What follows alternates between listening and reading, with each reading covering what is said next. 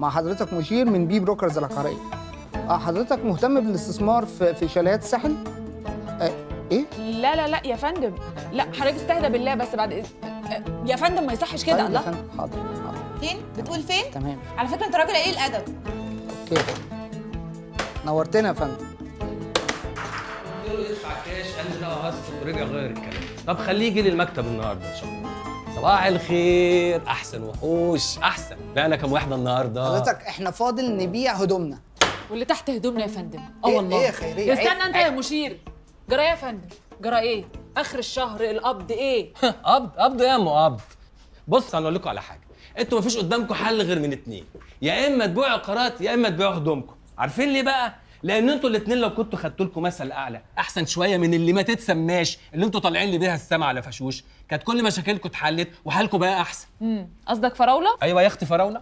فراوله دي يا فندم تبيع لحضرتك الهوا اللي انت بتتنفسه. طب يبقى قابلني بقى لو تممت بيعت النهارده، ادي دقن اهي. احب اطمن حضرتك، فراوله الوحيده اللي ممكن تقفل البيعه دي مبروكه. وانت مصدق بقى انها مبروكه. طب انا اقول لك على حاجه، هي لو مبروكه كانت نفعت نفسها. اقول لك بقى على حاجه كمان، البيعه اللي في ايد فراوله النهارده دي فيها مستقبل الشركه كلها ومستقبلنا ومستقبل القبض يا ام قبض.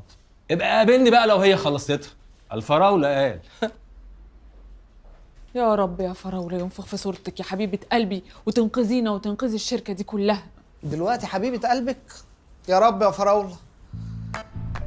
اهلا بكم في القاهره. 欢迎来到开罗， 欢迎到开罗. مرحبا بكم. 欢迎。 الو. ايوه انا في ريال مرزوق الجمال. نعم ايوه في كذا حد يا جماعه كلمني من البنك. انا قلت قبل كده معلش عندي ظروف استنوا عليا شويه ما فيهاش حاجه. طب بعد اذن حضرتك. لا مش لدرجه صاحب العربيه. اشترك في باقات واتشت الشهرية بتبدأ من 14 جنيه و99 قرش، وباقات سنوية بتبدأ من 149 جنيه و99 قرش.